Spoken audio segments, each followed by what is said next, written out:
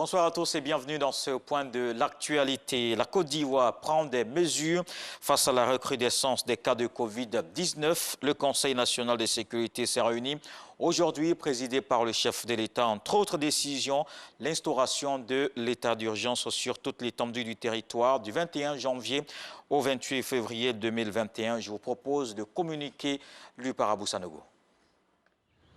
Le président de la République, son Excellence M. Alassane Ouattara, a présidé ce jeudi 21 janvier 2021 au Palais de la Présidence de la République une réunion du Conseil national de sécurité CNS.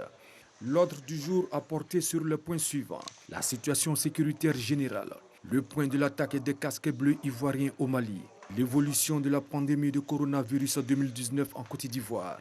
Au titre de la situation sécuritaire générale, à la suite de l'analyse de la situation sécuritaire de l'année 2020 par le ministre de l'Intérieur et de la Sécurité, le Conseil national de sécurité a noté avec satisfaction une amélioration continue de la situation sécuritaire depuis 2012. Cette amélioration de l'environnement sécuritaire résulte des importants moyens engagés par le gouvernement, conformément à la loi de programmation militaire 2016-2020 et à la loi de programmation des forces de sécurité intérieure 2016-2020 au profit des armées, de la gendarmerie et de la police nationale, qui sont plus professionnels et mieux équipés.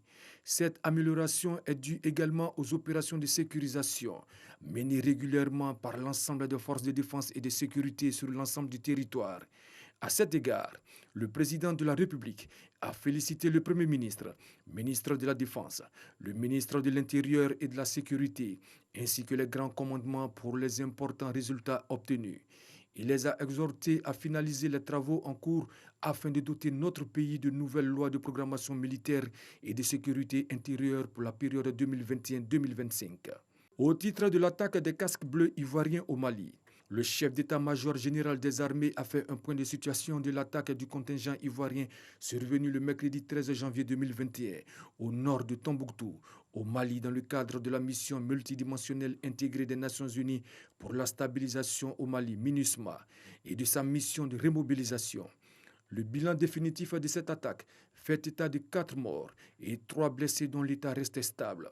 Le président de la République, après avoir remercié les Nations Unies et le gouvernement malien pour l'hommage rendu aux soldats ivoiriens, a présenté ses condoléances aux familles endeuillées et formulé des vœux de prompt rétablissement pour les blessés.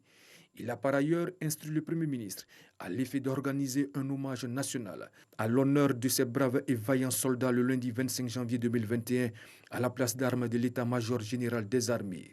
Au titre de l'évolution de la pandémie de coronavirus 2019 en Côte d'Ivoire, le ministre de la Santé et de l'Hygiène publique a fait un point de l'évolution de la pandémie de coronavirus 2019 dans notre pays. Ainsi, à la date du 20 janvier 2021, la Côte d'Ivoire dénombrait 25 597 cas confirmés de la Covid-19 et 142 décès. Le nombre total de guéris est de 23 867. Le nombre de cas actifs est actuellement de 1588. Ces résultats qui traduisent une bonne maîtrise de la pandémie en Côte d'Ivoire sont parmi les meilleurs en Afrique et dans le monde.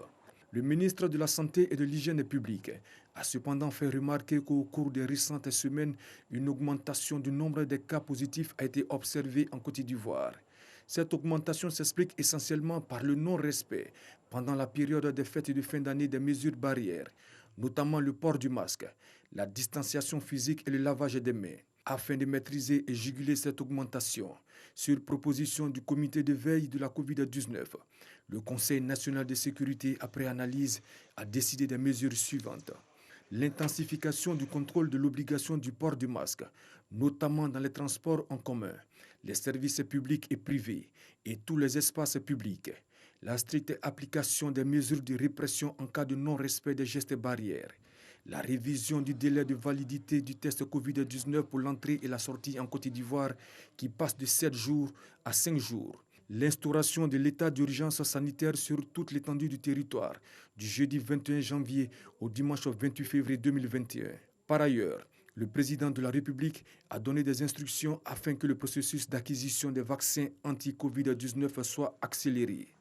Le président de la République a félicité tous les acteurs impliqués dans la lutte contre la pandémie et a exhorté les populations vivantes en Côte d'Ivoire à plus de responsabilité, de discipline et de civisme quant au respect des mesures barrières. Fait à Abidjan le jeudi 21 janvier 2021. On en parle à l'instant avec Abou Sanogo. Nos forces sont engagées au Mali. Les hommages se multiplient après l'attaque qui a eu lieu au sud de Tombouctou dans le cadre de la MINUSMA. 4 soldats ivoiriens ont perdu la vie. Ce sont les premiers à être tués au combat à l'étranger. Le chef d'état-major général des armées a rencontré les parents de ces braves soldats pour leur témoigner le réconfort de toute la nation. Dans le reste de l'actualité, près de 60 000 Centrafricains se sont réfugiés dans des pays voisins au cours du mois dernier, selon le Haut-Commissariat aux réfugiés. La plupart ont fui en RDC, les autres sont repartis entre le Cameroun, le Tchad et même le Congo-Brazzaville. Beaucoup fuient les combats qui opposent la rébellion lancée à la veille du scrutin aux forces centrafricaines et ses alliés. Certains témoignent aussi d'exactions infligées par la coalition de groupes armés en lutte contre le pouvoir de Bangui. Je vous donne rendez-vous à 20 h pour la grande édition, mais tout de suite à suivre les infos régionales.